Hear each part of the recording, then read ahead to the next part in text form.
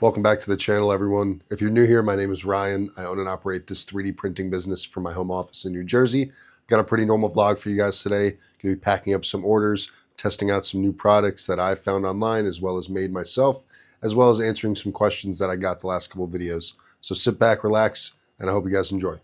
So to keep you guys updated on the snare drum products, they're doing really well. I have a lot of cool things coming with those and a lot of cool opportunities that I can't wait to share with you guys. So I had an order come in. I've had them pretty consistently the last week or two. I had one come in last night for a blue sparkle 2-in-1 organizer. So went and got that printed, sent to the printer. And yesterday I did a little bit something different than I've usually done. I have never really kept stock of my items other than the ones I've made for photos and whatnot. I've never really kept stock of items. It's always like get an order, print it, ship it. But I decided, you know what? I like the shells a lot. I know these are going to do well. I really enjoy them. I have downtime. Let me just print a bunch of them. That way I have them. They're ready to go. If I get an order, I just have to print the insert, which takes an hour or two, and then I could ship it out. So I did this. I went ahead and I printed about 13 of the 2-in-1 organizer holders. I have a few of the coaster holders over here on the left, but those don't take nearly as long to make, so I didn't really need to stock up on those. But I made 13 of these. They're all either taking the supports off or they're easy to come off. That way I can just grab one, ship it with the insert, and we're good to go. So like I said, I've never really done that where I keep stock of the items and just kind of hold on to them until they sell. But it's already kind of paying off because I got that order last night and I just had to print the insert. I grabbed one of these shells and I'm able to ship it out today or tomorrow. So it really speeds up the process when I know that I'm going to use these or they're going to sell. A lot of really cool stuff happening, including bulk orders probably coming in the near future. I had a few retailers reach out to me, music retailers on the West Coast, seeing my product in some of the groups that I posted. They were interested. They wanted my bulk pricing. They wanted to figure out how much it could cost to buy some from me to then sell at their events or their booths. It's really awesome stuff. So with that being said, I started thinking about, okay, if I'm not the one selling this to people and they're getting it from a third party or a middleman, how can I make sure that they know it came from Designs by Broadhead? So I started thinking about how I could brand these products and put my logo or put my brand name on them in a discreet way so that it doesn't obviously compromise any value or display or anything of the product itself, but also marks it so that way if someone looks at it, they go, oh, made by Designs by Broadhead. Cool, that's awesome. And then they can look it up, figure it out from there if they want to. So that's what led me to this. So that got me to this point where I started seeing how I could add my name or my logo to these products. So I'll zoom in. You can barely see. This was a horrible first attempt. Then I moved on to just smaller slabs so I could see, okay, how does this actually look? See, that looks a little bit better. And that led me to actually going into Tinkercad, using the curved words function in the shape generator and making it look way better. You can't see it from here, but it's curved around the rim, a little bit more spaced out and way more legible, and it's raised instead of, I guess, engraved into it. So we'll see how this looks when it comes off the printer. I think it's going to be much better just by the looks of it already, and we'll see how we can do this in production.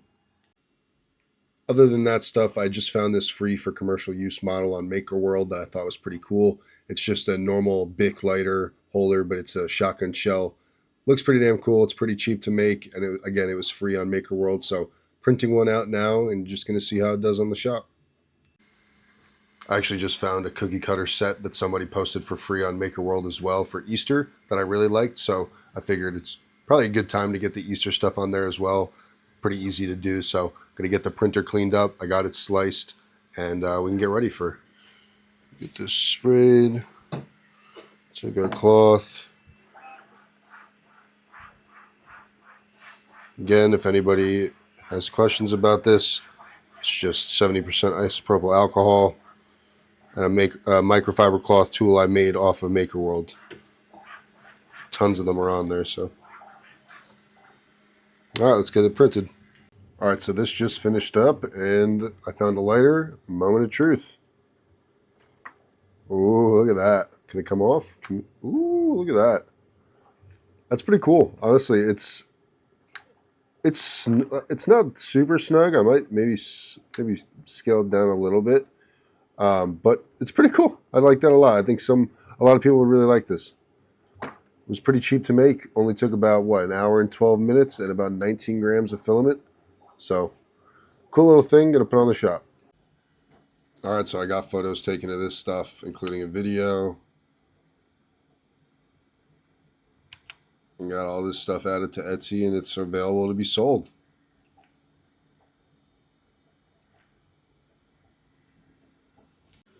All right, checking on the printers. I'm printing another one of the shotgun shell lighter holders, a little bit smaller to make it a little bit snugger. The cookie cutters for Easter just finished up, so I'll wait for them to cool a little bit and take them off the plate. And then the 2-in-1 holder with my name and logo branding at the base of it is finishing up in about an hour and a half. So once these are all done, I'll take them off the printers and we can go from there. All right, holder finished up with engraving of company. Can you see that? I think you can. Looks pretty good. Prime tower actually broke off about 30 minutes before it finished, so we got some strings hanging off, but that won't be horrible at all. But yeah, that's what it looks like. I'm going to take it off the printer and probably get this shipped out. All right, so for those of you that have been following along with me developing this product, you know that I've tweaked these support settings for weeks and months at this point now to try to make them perfect and as seamless to take off while not skimping out on the supports to literally support the small and key details of this model. So I want to show you guys how easy it is now for me to take these supports off from fresh off the printer. So basically, it's kind of almost like like peeling an orange or something, where basically I just go around pushing on each support till it breaks. And again, the PETG support interface layer is, I think, what makes this all possible, as well as altering some of the top Z distance. So that just go around the model basically.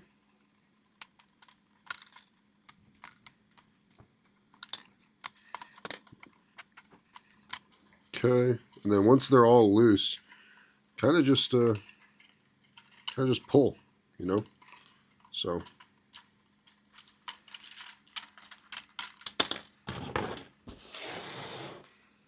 there we go. So I've been using Black Pet G as the support interface layer because it makes it obviously quite distinct from the Silk Silver PLA, so that way it's easy to go around here and take these bits and pieces off, but they all come off very, very easily, either with my finger. This is just hard for me to grab, so I just go ahead and I just poke at it, and then it comes off around completely. A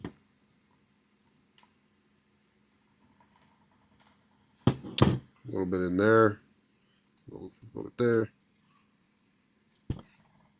This is just me being really picky for the camera, but man, that took about 3 minutes, maybe not even. That took about, what, 2 minutes? And they're all completely off. You got my branding now at the top there. And this is a super clean model. No issues whatsoever. This is ready to be shipped out. As a matter of fact,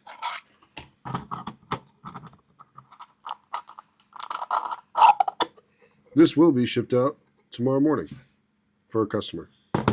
So that's just a way I've completely had to go and rethink the process, because sometimes you have a really good model and you have a really good product, but it might take you a long time to develop or take you a long time to print, so it's not worth it to be able to sell it because it might not be desirable at that high profit level. So this keeps the cost down, it keeps the print down, it keeps the time down, so that way I don't have to sell it at a super high level to make the profit I need.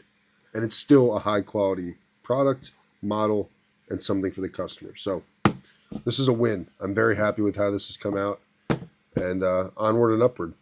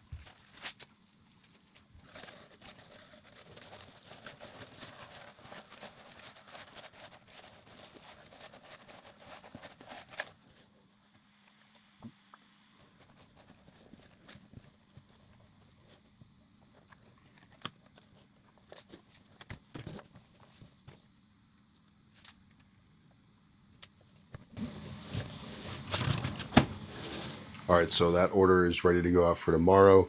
The next thing I'm ready to tackle is I just had to go and order some more Elegoo silk PLA for the inserts. So for some reason, the most popular inserts I've been getting are the sparkle filaments, blue, red, black sparkle. So I wanted to stock up on the Elegoo ones. The only thing about the Elegoo silk filaments, and this is the first time that I've used them in the last couple of weeks, is they are plastic spools, but they don't fit on the AMS light well. So you have to get an adapter, find an adapter on Maker World, and there aren't very many. And the only ones I've found that work pretty well are these, and they work well, but they don't just fit on and you take them off, whatever. You have to super glue them to the spool. So once I print a set, I super glue it to a spool, and that's it. So I can't reuse them. So I just printed this set for another spool. I have to print 2 more for 2 spools coming tomorrow. So I'm going to get those on the printer now. All right, so I got those spool adapters printing now. I also found this 4-leaf clover articulated like fidget toy on Maker World that was free that I really liked. So I sliced it, pretty cheap to make. One color, could do pretty well, so I figured why not print it, take some photos, and put it on the shop and see how it does with some Etsy ads. So gonna see how that comes out. All right, so this articulated little 4-leaf clover toy finished up. I honestly have never really printed anything like this or anything like a fidget or articulated toy, but I think this is simple enough in one color that I would feel comfortable selling it just to somebody on Etsy. So took some photos, uploaded this, and it's now on sale. All right, the Elegoo spool adapters are still printing behind me. I'm going to let those go throughout the night. I'm going to check back in the morning once I wake up and have some more to do. What do you have to say to the people?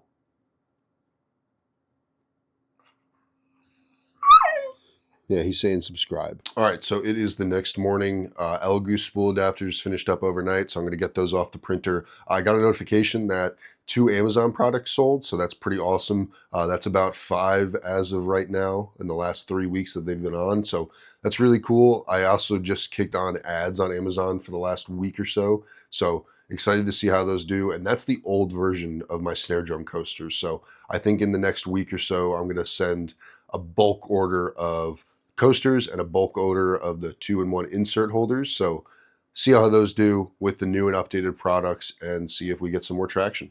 So there's some updates that I wanted to talk about and some ideas that I've wanted to discuss with the channel that I've been thinking about the last couple of weeks.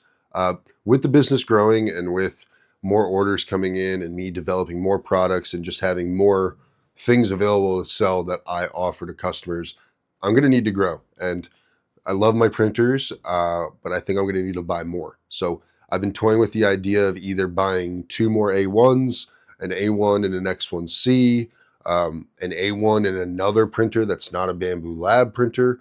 I'm really trying to figure out what would be the best setup for me. So I really love my A1s. They're phenomenal. I really don't see a world where I don't add another A1 or another Bamboo printer to this setup.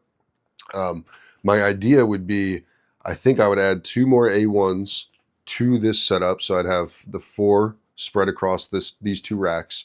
I would move my A1 Mini next to my desk and kind of use that as my prototyping printer, or maybe my first prototyping printer where I'm testing things out, trying to get quick things made. It's right next to my desk. And then once that's all done, I send it to the production printers to then make the products in bulk. Trying to toy with that. I'm also thinking about maybe I just, do I get into modeling, not modeling, but do I get into maybe selling and prototyping car parts?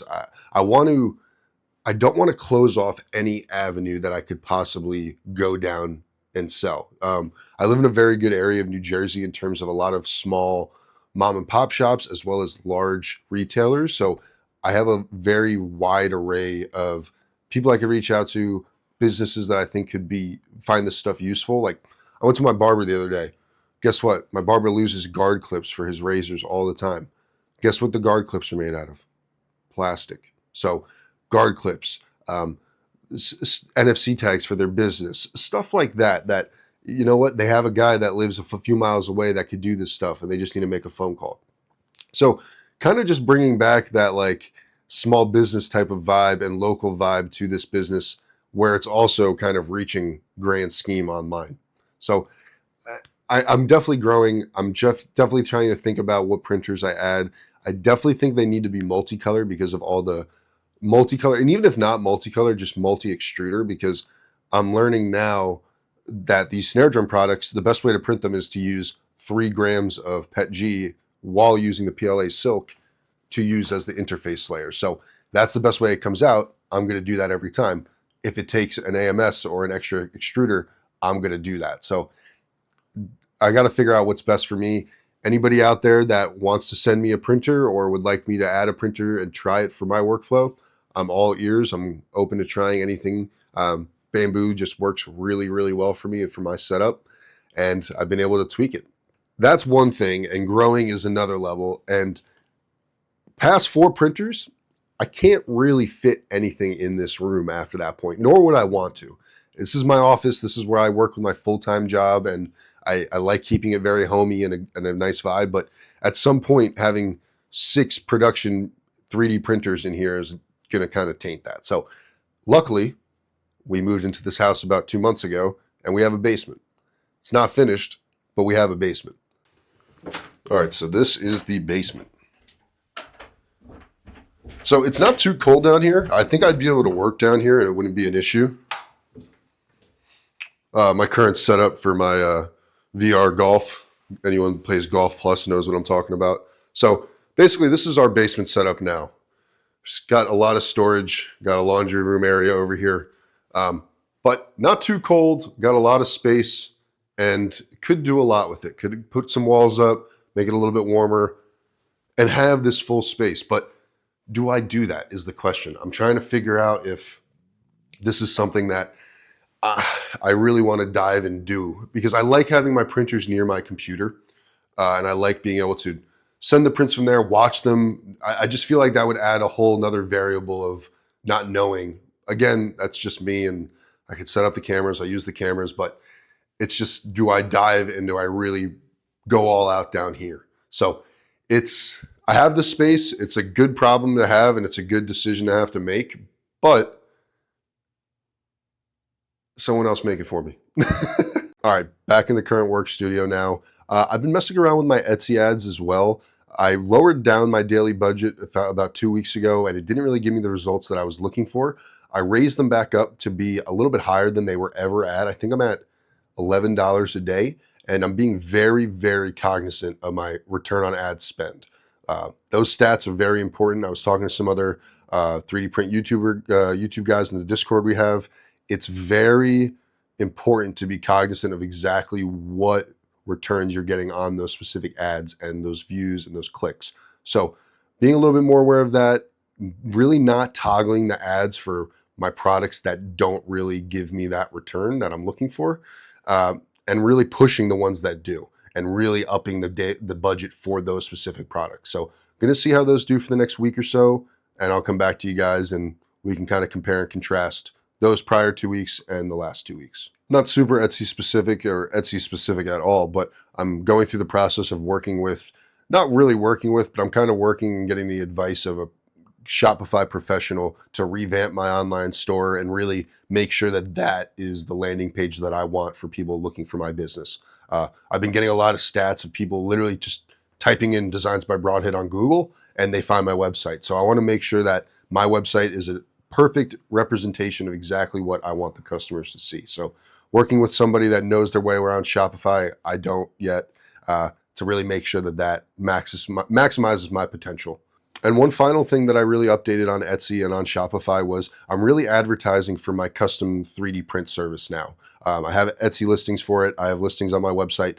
Basically, I want people to be able to come to me if they have files, they have STL, 3MF, object files, anything like that, and they just don't have a 3D printer. So making myself very accessible that way. I have reviews, I have sales on my Etsy shop now that could back this stuff. So really want to see how I could do with that as a service and kind of open up my alleys for that type of thing. So if you haven't really caught on yet, I'm trying to open every single door to see who walks through it. You know what I mean? So open every door, see what walks through it, and then close the ones that don't. and then focus on those. So trying to grow, trying to make sure I do things the right way, but I'm also taking some risk because I don't know, scared money don't make money. All right, guys, we covered a lot in today's video. I appreciate if you guys stuck around for this long. Like the video if you haven't already. Subscribe if you keep wanting to see content like this. And I will see you guys in the next one as always. Take care.